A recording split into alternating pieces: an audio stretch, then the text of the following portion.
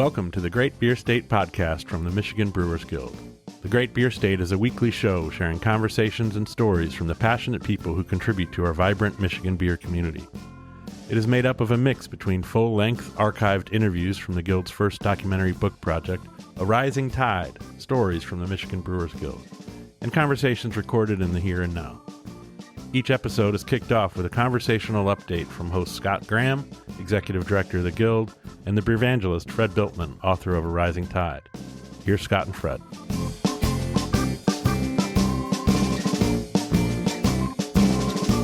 Welcome to Michigan's Great Beer State podcast. We are entering episode 16, which is quite exciting. My name's Fred. I'm the beer evangelist, and I'm here with my good friend Scott Graham, Executive Director of the Michigan Brewers Guild. Hi, Scott. Hi, Fred. Welcome to episode 16. Thank you. It's exciting. It seems like just yesterday we were on only episode 15. No, but really it's been a lot of fun getting rolling here, and it is kind of amazing that that's that's about 4 months or so of interviews with members of the Michigan Brewers Guild, and I hope people are enjoying it. I sure am. I am too. And for anybody who hasn't discovered it, I'm sure some people will and find it really delightful because we say it over and over again, or I do. There are really some great interviews and lots of interesting information if you're interested in contemporary brewery history. Yeah, and we'll get more to that about what the interview we're sharing today. I thought was a great interview. We're talking to Joe Short of Short's Brewing Company, and we'll get more into that in just a bit. But first off, we'd like to jump into updates. You know of anything new going around for breweries, allied members, or enthusiasts, or of course our Michigan beer-loving public? Well, I think it's another week of kind of COVID dominating our lives. Cancellation of festivals. Of course, our UP Fall Festival would be coming up right around the corner, and the Detroit Fall Beer Festival has been canceled as well. And it's just lots of sad and disappointing news, and lots of frustrated folks that can't visit with people, have a beer in person. It's certainly hard on our brewery members and restaurants and tavern owners that can't operate at capacity, can't operate indoors at all. And as we look to colder weather, some of the outdoor seating that's allowed people to have greater capacity is going to be harder and harder to accommodate. I know that the Liquor Control Commission has issued a lot of what they call limited outdoor service permits, and those normally expire at the end of October, and they extended that to the end of November, and also streamlined the process where people could change a limited outdoor serving area to a permanent outdoor serving area, and then the deadline doesn't apply for when you can use it. But even those areas, if you have a tent up and are calling it it's licensed as a limited outdoor service area, you can't put the walls down. Because then it's not outdoors. You can't put two sides on it. So it's only going to get more complicated here as we go into the fall. Yeah, it's hard. It would have been hard to imagine this surreal chain of events that's happened this summer, and that we'd still be here peeling that onion, but we are. So good luck to all the operators and guests. I think there's also going to be a shift. Breweries are a big tourist activity. There's a lot of tourism and seasonal activity. So I also think, Labor Day always marks that shift where, school schedules have either started or are starting.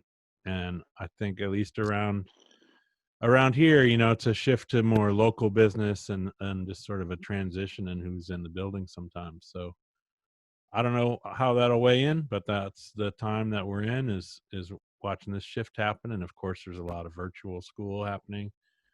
or education, virtual learning happening in place of school, and that's complicated for parents. And there's a whole bunch of places we haven't been, and we're just shifting into another version of it. It seems like for the fall, and winter will be another Yeah, year and the before. whole yep, the school situation's a big deal for lots of families and parents. I know living in Gaylord, it's probably a little bit different than if I was in suburban Detroit, but my teenage daughter is going to school in person. Hopefully that goes well. I feel pretty good about what the school's doing and how they're trying to manage it, and I'm optimistic that it'll be okay. I know some schools are not open at all for in-person learning. That's a new term, in-person learning. Used to be called going to school. Things are strange, but as you'll hear in the interview today, beer can change the world and is a lubricant that makes everything easier. So keep your local beer fresh and ready, and it'll get you through one way or another. Uh, that's about all I got. But I know we're also working on talking about the winter conference. So for members, Scott, I don't know if you want to pick that up, but you're talking about sending a communication out and getting some feedback. We are I'm honored to be on the conference committee, and we are looking at our options and trying to create a education and networking rich experience, and be prepared to do that virtually. No decisions have been made, but we are collecting input from people and trying to figure out what would be most valuable to membership. Interestingly, and it's been very interesting to look at the input, Fred. There's been a lot of positive feedback, a little bit of negative, with quite a few responses. I think it's still kind of hard to know. I wonder if people that have something positive say are responding, and people that have something negative to say are either not looking at it at all, not taking the time to respond, or just rolling their eyes and going, yeah, whatever. I'm zoomed out. But we have been getting responses. Good. So stay tuned for that. But Yeah, so yep, we're just really trying to figure out if it makes sense to do it or not. And it's certainly an event.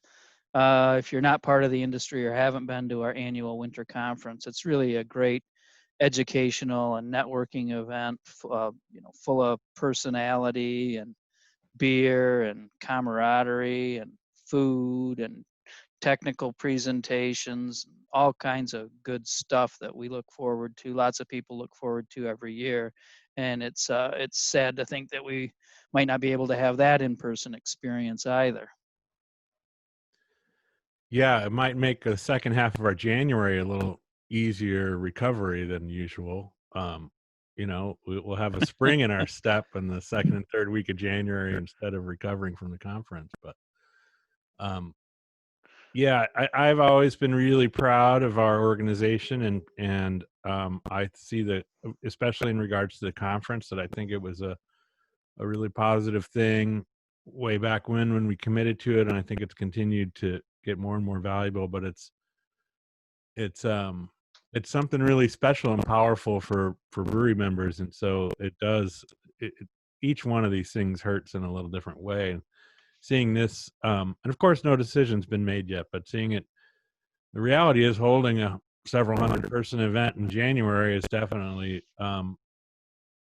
not necessarily going to be available. So we're in the process of planning around that and seeing what the options are going to be. But it hurts. At the same time, I'm excited that instead of just trying to, I don't know, lump it or replicate it, we are in the conversation of trying to create something that leverages everything and provides the same sort of values to members. That's the pitch. That's what we're working on. If you have feedback, I think this is a call. Check your email, reach out, talk to Scott, let us know what you would love to see or what you think of what's been said so far, and we'll now's the time for us to be able to take that into consideration. So that probably Indeed. that probably covers our updates. I think we can jump into the Brewers Dozen, our weekly tradition of giving shout outs to 13 member breweries. I think we were talking about we might be past the halfway mark, but that's about it. All these weeks and all these breweries. So, Scott, you want to kick us off with starting out this week's Brewers Dozen? Yeah, let's travel to Lansing and Eagle Monk Pub and Brewery. It's not right downtown Lansing. It's kind of outside, sort of in a neighborhood. Real cool small brewery. They've got good food and a very comfortable, welcoming environment. Eagle Monk. All right, next up is Cadillac Straits Brewing Company in Madison Heights. Yeah, of course, Madison Heights is in the outskirts of Detroit. We've got, I believe they serve food there. I'm trying to remember. And I think they have homebrewing supplies as well at Cadillac Straits. If you find yourself in Ishpeming or wonder where Ishpeming is, it's near Marquette. And I'm thinking of Cognition Brewing Company in Ishpeming. It's actually in the downstairs area of an old historic inn in Ishpeming, which is a part, I believe it's an old mining town. Excellent. Back to the east side of the state, we've got Kickstand Brewing Company in Commerce Township. Yeah, Kickstand and the next brewery on our list is in Northville, which is also the greater Detroit area, and that's North Center Brewing Company. I do know that both of these places have tasty food and good beer. Um, and then moving a little west to Ann Arbor is Edelbrough Brewing Company, which is now 2, maybe 3 years old, but it's very much a production-focused brewery. They've got some distribution, and you can pick up beer there, but there's really no hospitality element or no tasting room, substantial tasting room, I don't think, anyway. And next up, back in East Lansing, I remember a lot of our early board meetings for the Guild were held here at Harper's Restaurant and Brew Pub in East Lansing. They've also had, a rough go here through the COVID times where they had some really intense challenges thrown their way. So big shout out to Harper's in East Lansing, and hope they're doing well. Yeah, like you said, longtime member, big restaurant, another longtime member, and featured on a previous episode, Old Boys Brew House in Spring Lake. They've been open for more than 23 years, and it's a nice pub brewery next to the water. And speaking of water, up on the northwest corner, we have Petoskey Brewing Company in Petoskey, another shore lakeside town, beautiful spot and great beer. Yeah, and the brewery's actually in a historic building that has been used for a number of things, but was originally built as a brewery. So it's pretty cool. Rockford Brewing Company in Rockford, makers of some great beers, and they've got great hospitality experience with food. And they distribute a number of their beers. So Rockford Brewing Company. All right, heading to the southwest corner, we've got Tapestry Brewing Company in Bridgeman. It's been a little bit since they've been around now. Yeah. I don't know how long, 6, 7, 8 years? Yeah, I think that's about right. I don't know for sure, but I know they distribute their beer. I believe it's statewide. I think they've got some outdoor seating there, if I'm not mistaken. But yeah, you're a good way to Chicago by the time you get to Bridgeman. Then going back up north to the Traverse City area, we got the Workshop Brewing Company, which is it's in the what's called the Warehouse District, which is in the downtown area. And last but not least, we've got White Flame Brewing Company in Hudsonville. So that's which is kind of between Grand Rapids and Holland, I guess, for for those who wonder where Hudsonville is or are just thinking about ice cream. So that's a wrap for the Brewers Dozen for episode 16, which brings us to introducing a man who barely needs an introduction, Joe Short. He's kind of an iconic brewer, business leader, made quite a name for himself. I really enjoyed the interview. I've been a friend and a fan of what they've been doing there in Bel Air and Elk Rapids for a long time. And I thoroughly enjoyed both hosting this interview and then listening to it back. Anything stand out for you, Scott? Well, like you said, Joe's another colorful character in the Michigan beer scene.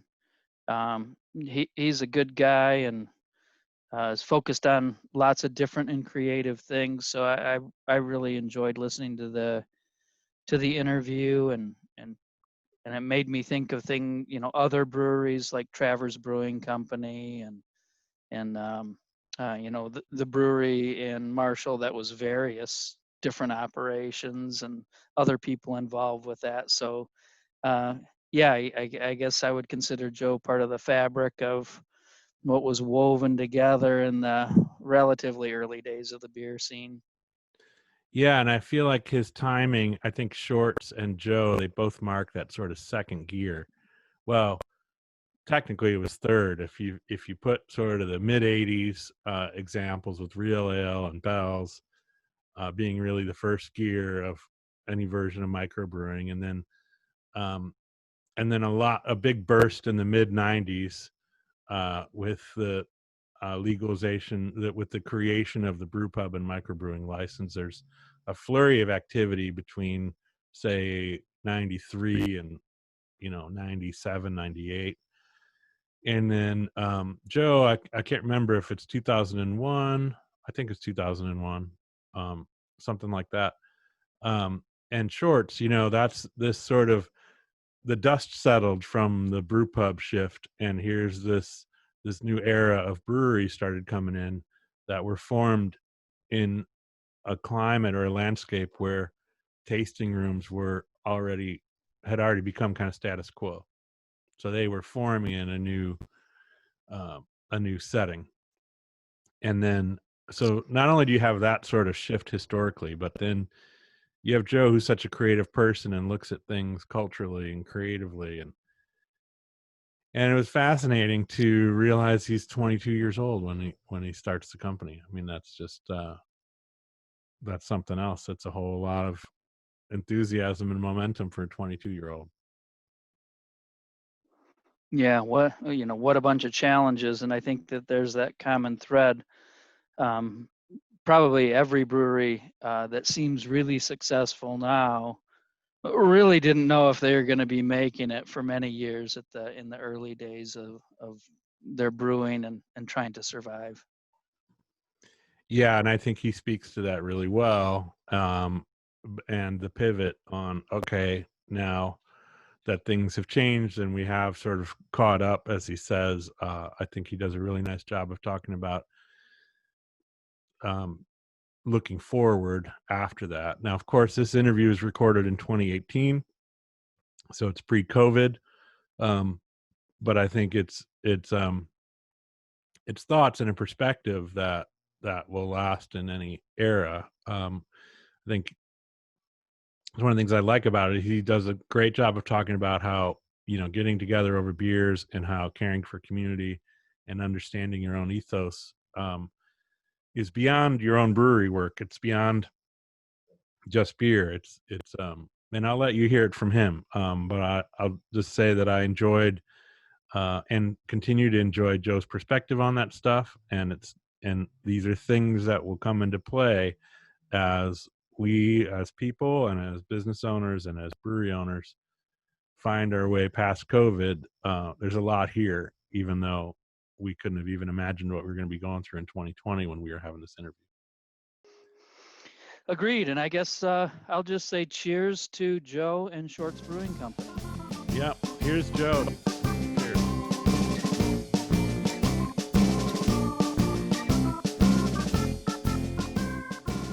Thanks for having me. It's been a while. It has been, been a hot minute. couple of weeks since we were drinking whiskey at the Hill Stage. Yes. So we are kind of trading old stories and talking about the history of the guild. And I'd love to kind of just start with, prior to that, how did you become a brewer in the first place, and what was your start like? So my quick and dirty answer is I became a brewer to circumnavigate the legal drinking age. And because I didn't have a lot of access to beer, which I had an affinity for at an early age, as a 19 and 20-year-old, I decided I would figure out how to make it myself, and taught myself how to homebrew, fell in love with the process, and 15 years later, here I am. So yeah, nice. And was there an inspiration there? What gave you that love of that affinity for beer in the first place? Was it a father, uncle, mother, sister, aunt? I just hung out with a lot of older kids when I was working at the restaurant, growing up, and so we spent a lot of time on the lake drinking beer in the boat. And I actually had one of the friends that I made on the wait staff was a student here in Kalamazoo and introduced me to Bell's products. And that was my first experience with craft beer. And so that was really exciting to me. And then when I started making beer, just the process and, the infinite flavor discoverable, galaxy, it was so vast and super exciting to me. And I couldn't wait to get back into it and seeing what else I could create. And yeah, it's awesome. I remember that too. I homebrewed for a little bit in the late 80s, and that I just was fascinated. Like, we can actually make this? Like, we can make flavor? Like, just the simple root of we're making this stuff was mind expanding. And it was really point of pride for me too. Something that I've put a lot of energy and thought into and care, and like each hand-capped bottle was a baby that you gave to somebody to. And was there a homebrewing mentor in that group of friends, or were you kind of the youngster, like I was just lone bringing in a soldier. whole new idea to the acquiring and consuming alcohol process? I was the lone soldier in my flock. Wizard. It was also cool, as the college student who made beer, who had access to beer. Like, I make my own beer. Yeah, don't you worry about that. Don't you worry about it. That's great. And so then, what was your kind of first commercial brewery contact on the brewing side, and what did that look like? So as an avid home brewer, cresting into the ripe old age of 21, I just decided I needed to get brewing out of my system. So I dropped out of college and went back home to northern Michigan, and I got a job working at Travers Brewing Company about a couple months before my birthday, before I turned 21. I dropped off a bunch of beer and basically kind of hoping to tee myself up for a job. So I'm going to be 21 this year, and I'm really looking to get into the industry. And so they tasted my beers and said, "These are great. Come back when you're 21." And so I finished up that year of school and left for northwestern lower Michigan. Got a job working for Jack and John, and on a 15-barrel Peter Austin system, which was perfect for a home brewer because it's just like home brewing. When they were grown-up home brewers. Direct fire, very large-scale home brew system essentially. Yeah. And that's how I cut my teeth. And how long till did you already have the idea that I'm planning on making a brewery of my own, or did it develop along the way there? No, like I landed at Travers, and I was thinking that was the place I was going to retire. It was like, the craft beer industry, especially in northern Michigan, was just barely even had any pavement on it. And I was excited. I thought I was going to be part of a brand that was going to grow and expand. And long story short, that didn't work out for Travers Brewing Company, and I just kept on the road of continuing my growth as a brewer and testing a other jobs out. After Travers, I left to go. The thought was that we were going to resurrect the old Lighthouse Depot in St. Joe, Michigan, and teamed up with some guys I used to work with down here in Kalamazoo. We used to work at Old Peninsula Brew Pub together, and so these guys got recruited to kind of put the defibrillators on it, and they knew that I had just basically got my first internship as a professional brewer, and kind of recruited me to come bring it up to snuff, and it was a really short-lived effort. I realized after I met the owner that he didn't really care for beer. St. Joe wasn't necessarily the place that I really wanted to sink my roots in. So then I went back to couch surfing because I couldn't sign back up for classes. So this would be my 4th year of college. And while I was couch surfing on my old house in Kalamazoo, I picked up a Michigan Brewers guide. So you had college before and after Travers? No college after Travers. So it was Travers, job to no job, and then it was like in the middle of would be my 4th college year. Oh, I see. So you're not season. in college. Right, not in college. I'm college haunts. Back in my old college town, hanging out with my old roommates. Now I got it. And couch surfing because I was kind of in purgatory at I'm with you. So I picked up a Michigan Brewers guide, and I saw that they were hiring at Michigan Brewing Company in Weberville.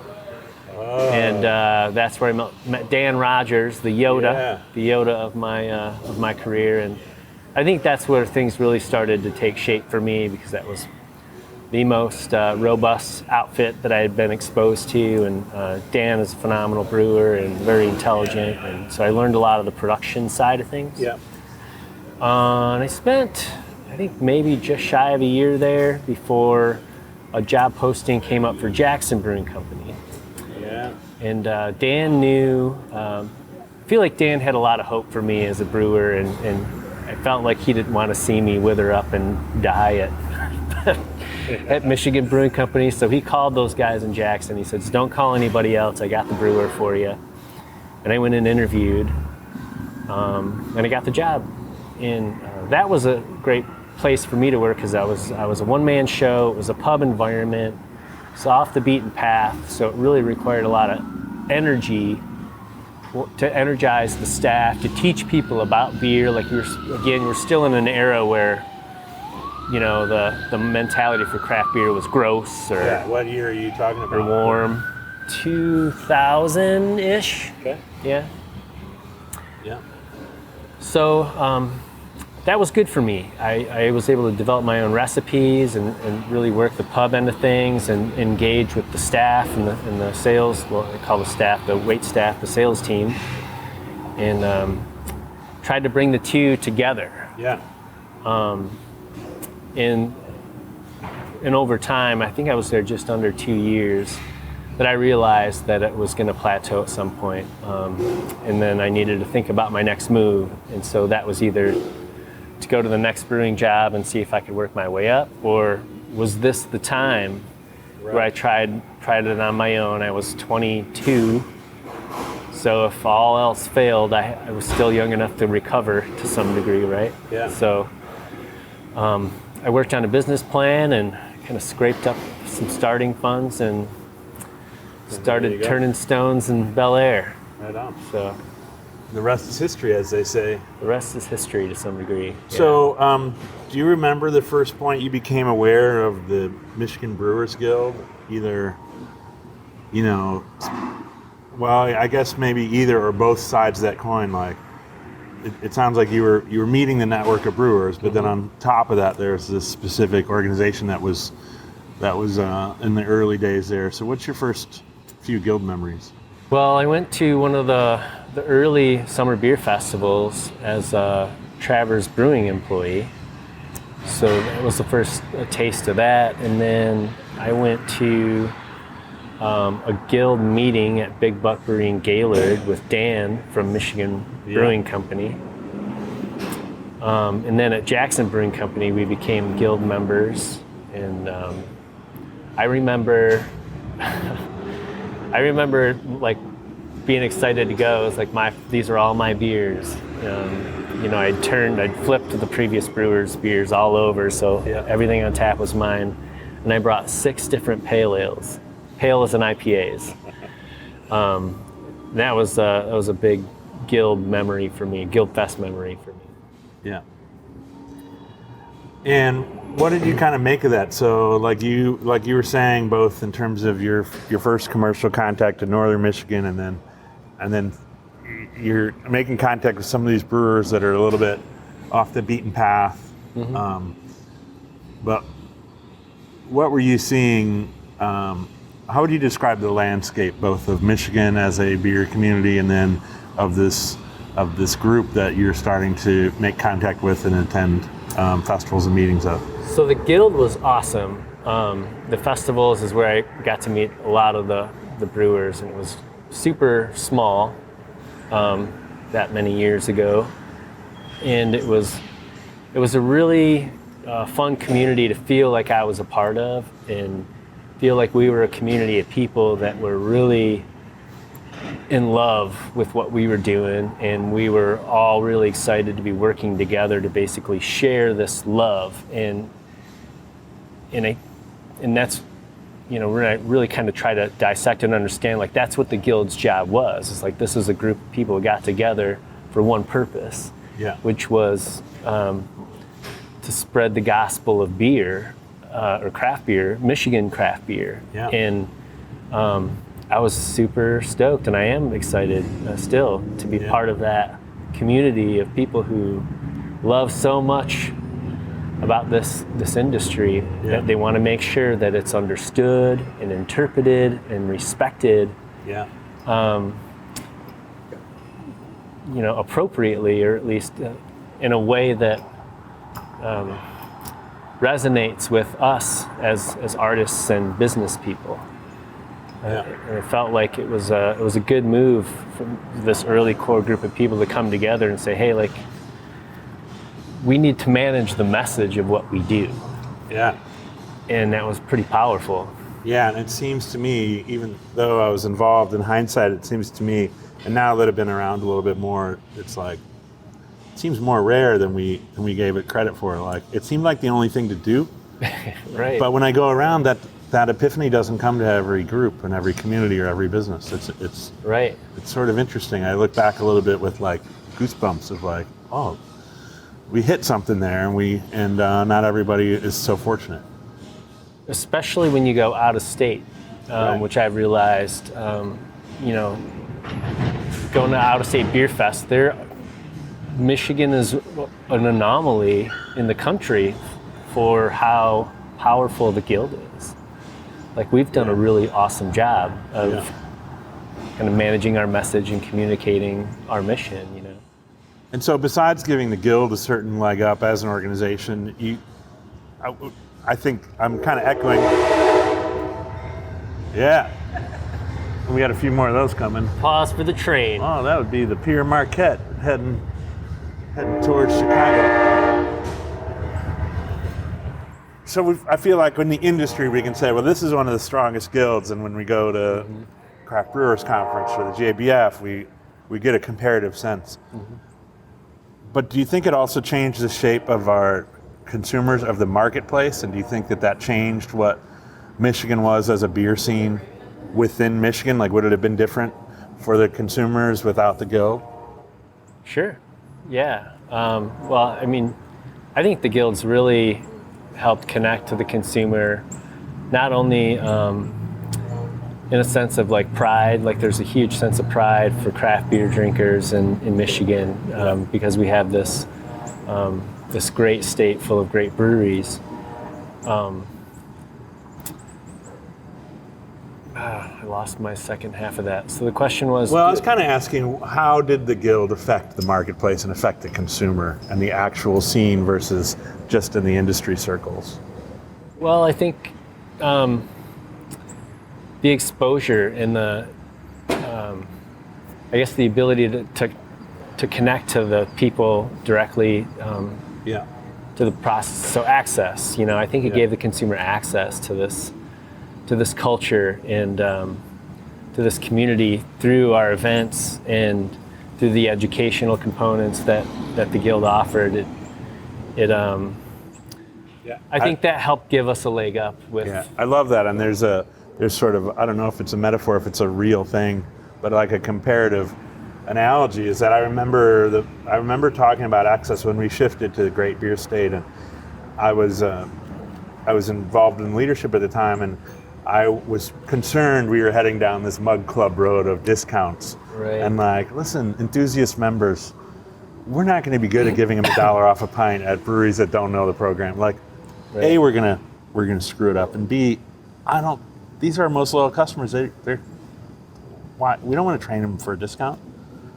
And it became a conversation about access. And so our enthusiast members getting in an hour early, which we proudly borrowed or ripped off from the Great Taste of Midwest, right. was all about access. So it was saying, listen, you want to be in, you want access to closer, quieter conversations with the people who make this beer. Absolutely. You want to wear your colors with pride. And then we made the entrance with the flags and like, we're going to give you priority, fast lane, hour early entrance, which was all about access. And I think that it ends up emulating what we were also trying to do in the marketplace, outside of a festival atmosphere. Yeah. But in a really big, visible way with the flag planted. So I think that had an impact. Super huge.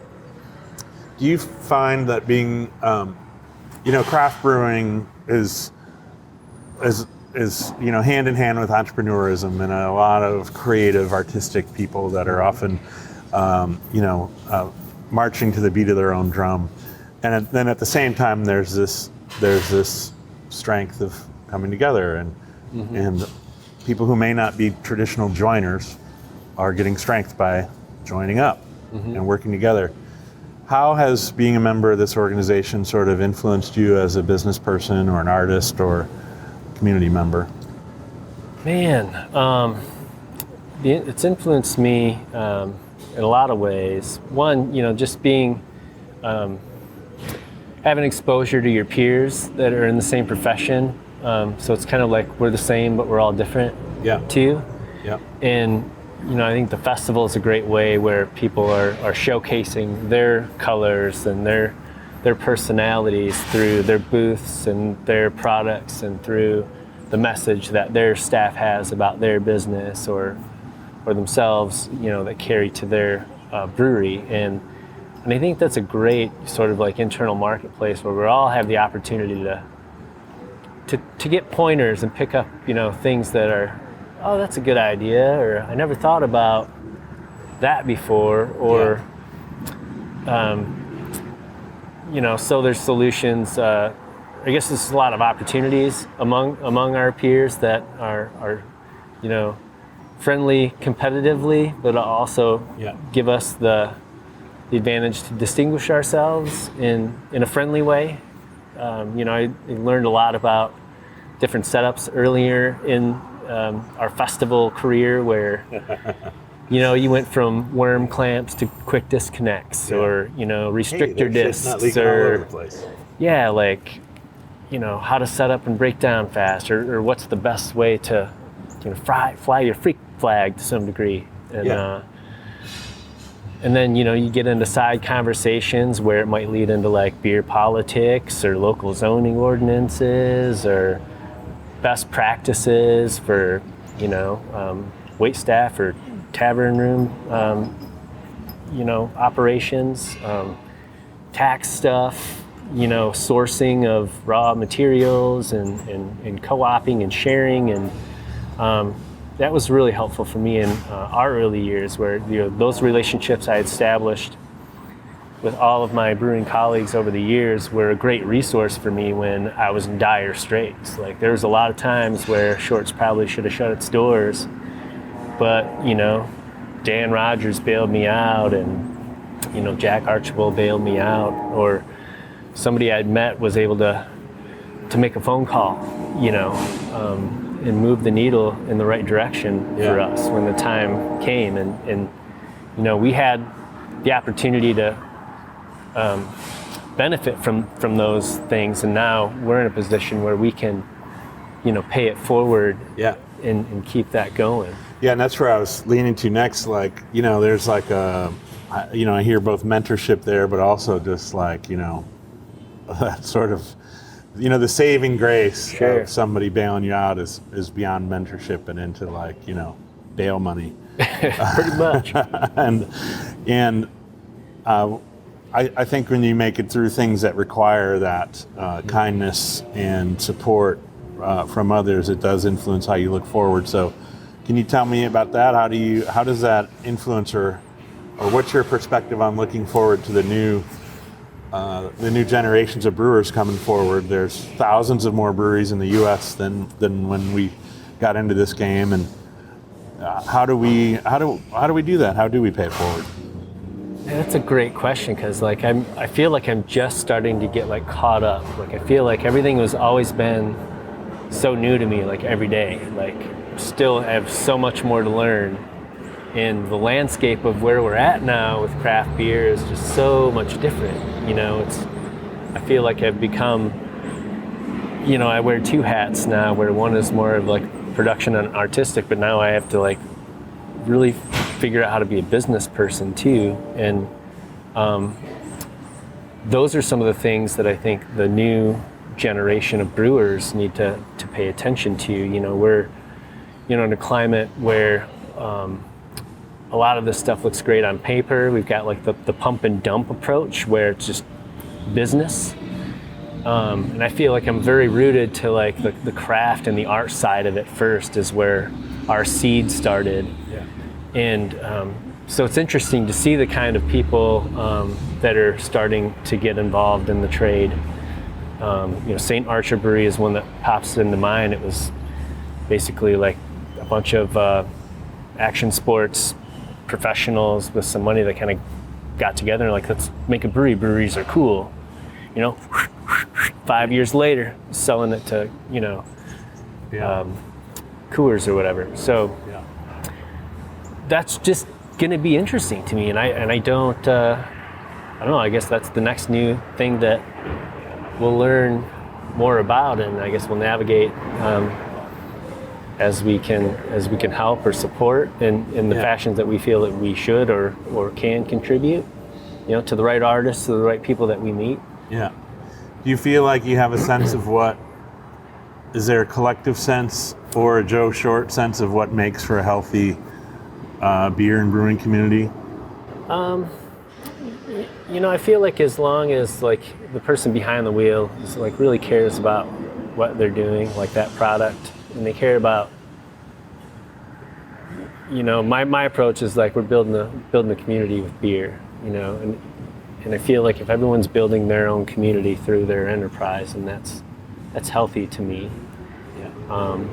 But the other thing too is like, I'm starting to feel like an old timer, and a lot of these newer breweries are super innovative. I mean, they've got, we're making beers and people are drinking beers that we'd have dumped out, 10 years ago. Like that just would not have made, would have not been respected to any degree. Yeah.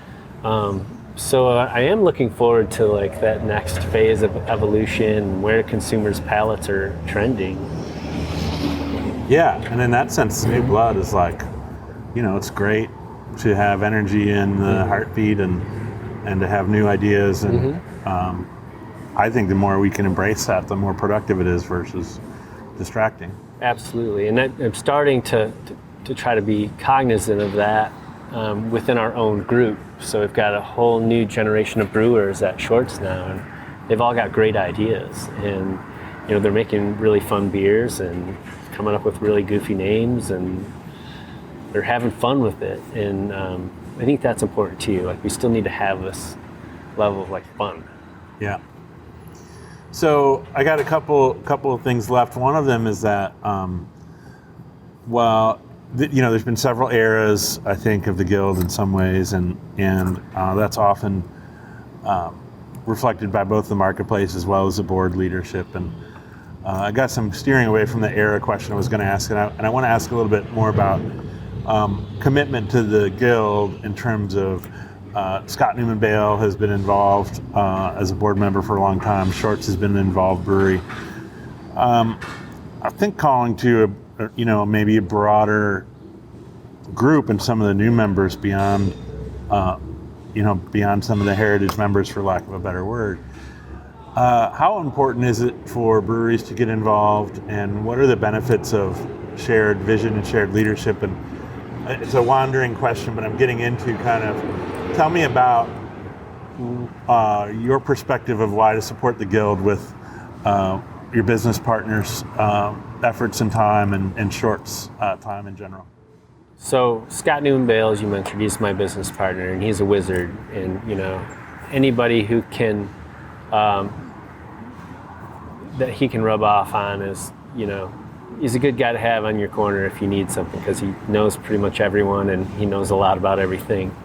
I think for new industry folks who might want to consider the Guild, I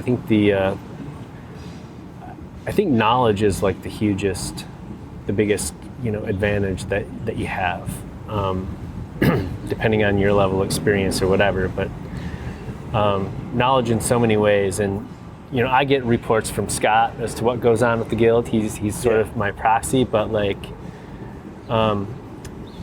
I think it's important for those guys to sign up. You have access to all these events, different markets, but in addition, those meetings where you go into where you've got leaders that have been on these boards for 20 years or so, who are a wealth of knowledge, and I think they can there's just so much information out there that you don't know yet, that when you run into it, you'll be like, shit, how do I figure this out? And I didn't know what I didn't know. So you can figure it out by calling somebody in the Guild, and they'll be, 99% of the time, they'll probably have an answer or a way to find an answer for you. And I guess I was steering a little different direction. I love that answer also, but how has Shorts benefited? What is you've committed a lot of time and resources in having a member on the board for a long time. I know via experience that it takes a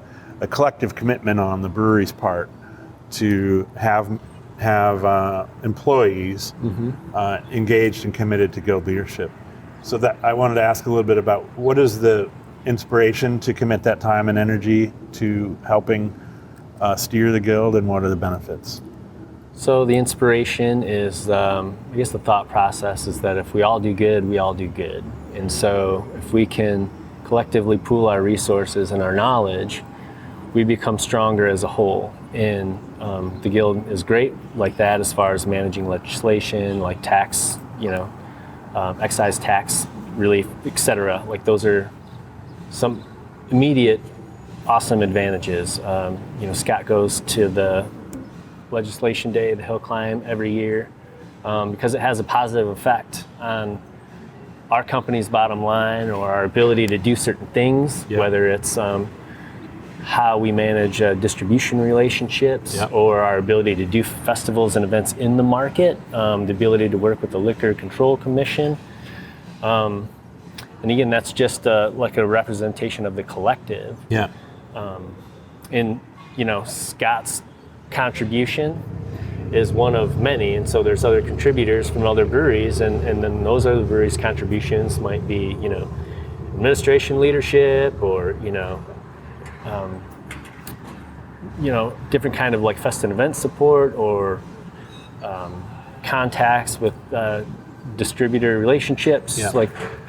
I feel like that's I guess the short answer is when we all work together, we all can affect the change that we want to see. Yeah, that makes sense. And so I don't know where else I want to go. I mean, as you look forward, what excites you about the industry or the community? What are you looking forward to in the world of Michigan brewing and beer? What am I looking forward to in the world of Michigan brewing beer? Well, I touched on it a little bit earlier, but I think this phase of my career, I'm really excited about working with my immediate community and developing things that I want to see changed outside of the brewery. So we're getting behind our MO right now is, people like us for the products that we make, but they love us for who we are and what we believe in. And I'm really trying to step up to the plate to say, hey, like, these are the things that we believe in. We believe in access to clean water. We want to see our local governments put in green infrastructure. We want to see non-motorized pathways connect our region from Traverse City to Charlevoix. More immediately in Bel Air, we're very involved with the Downtown Development Authority. Similarly, we're working on trails and building infrastructure and drawing new business members to our community. We want to rebuild the park system. A lot of that stuff we've become engaged in. So that's exciting for me. I'm also excited to just not know. Yeah. Which is kind of where it started 15 years ago. Yeah, It's like, the exciting part of it was just like being in it and tasting the next great beer and being excited about the booth that we created, for next year's events. And the kind of improvement that we can see personally and professionally, or the challenges that we're putting ourselves up against to say, like, here's where I want to grow personally and professionally next year. Like, these are my leadership goals, or these are my company goals, and this is how, this is our roadmap to get there. Yeah, I love it. I guess that brings me to kind of a wrap up, which is that was a literal example of how your community benefits from how you're engaged with your community as a company and how you're working to make things better. And I think I want to broaden that scope a little bit and just think about, we kind of know as business people in the beer community what makes the business community good for us. Mm-hmm. But what does having a healthy beer and brewing industry in Michigan, what does that do for Michigan? What does having a healthy brewery culture do for the communities it's in?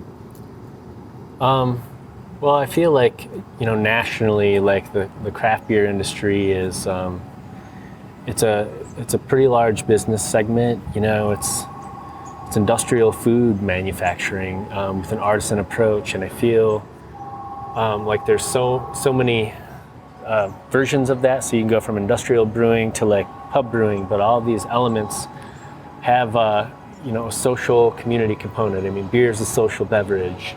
Yeah. The Declaration of Independence was, penned over tankards of ale, right? Yeah. What have we done? So I think the element is important in Michigan because it's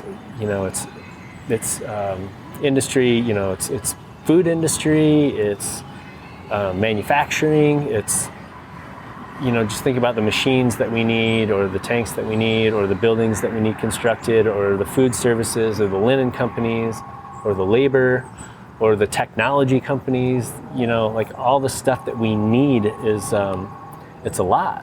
And I think if you dissect it, or you put it in like an exploded view format, it's important to our economy. And I think additionally, we're starting to trend toward ecology too. Like, we're a very, eco-minded group. Mm-hmm. And I think in addition to brewing being energy intensive, we are all very mindful of the adverse impacts that industry in general has on the planet. And I think going forward, we're a large group of people who can start to share that message with our constituents and our fan base and our customers. It says, hey, X amount of money of this product goes to building a trail or cleaning beaches or something like that. I mean, so it's also a tool that we can use to benefit. Because I think it's actually one of the most social industries. Yeah, well, it's interesting. There. You make me think of a new sort of way to phrase things that I haven't thought of. Is like how it came to be is an interesting question, but I feel like in so many of these areas, as we grow up, we kind of dig at a new model of doing things that mm-hmm. tends to be more valuable and more interesting and even more sustainable. So like we paw at competition and we say, well, we can compete in a way that doesn't quite look like an MMA battle. We're not trying to kill each other. We're competing in the marketplace and with rooting interest for all of the participants in our segment. And then, you talk about industry, and like, I feel like as factories, we have this more relationship-driven environment where the vendors and suppliers, and there seems to be this creative support system. And we've known some of these supplier people for 20 years. Absolutely. And then you go to the sustainability part and water and the ecology of it, and everywhere I start to look at that, and I'm pretty proud of it, like how we got all these instincts, I don't know, but everywhere, everything we touch as a brewing community, we're trying to improve, and we're trying to examine a new way to doing it, and doing it artistically. I don't think it's true for every operation, but I mean, as a community, I would say I can't prove it wrong at first blush. So to dovetail on your comment there, so what I feel like the powerhouse of Michigan brewing community is it's the conduit, to the people, like general, industries in general, the healthcare system, whether it's, an iron factory, none of these people have the social engagement and the power to affect change like beer. Right. So essentially we're the lubricant. So we can decide what it is that we want to get behind and share that message. Totally. And I think it's all the more reason that we need to be together, whether we're always together on all ideas, or even when we're fractured, being together is going to work those things out in a healthy, we have this community that can work through diversity and work through challenges. And the more it's just sort of what I'm thinking is the call to action as to why be a member, why be a part of it, why root this on, is because we're a pretty healthy group to work shit out. Yeah. And in general, we'll be able to make positive change, whatever that looks like. Even if we don't always agree what positive is, I bet if we talk about it, it'll be better than throwing our hands up and letting it get figured out. Getting everybody in the room with a couple beers. You come up with some pretty awesome stuff. Yeah. And, we talk a lot about, building a world through beer. I mean, that's pretty much the realest version you can get of it. If you really want to change the world, join the Brewers Guild, have a beer, and talk about it. There you go. Can't ask for much better than that. Thanks, Joe. Yeah, man. Appreciate everything you've done for the community and likewise with us today. You too, man. Thank you. Thanks for putting on the podcast and being an industry leader. We're doing what we can. It's been great. It's pretty proud to be part of it. Yeah, well, I'm excited to see this project wild. Happen.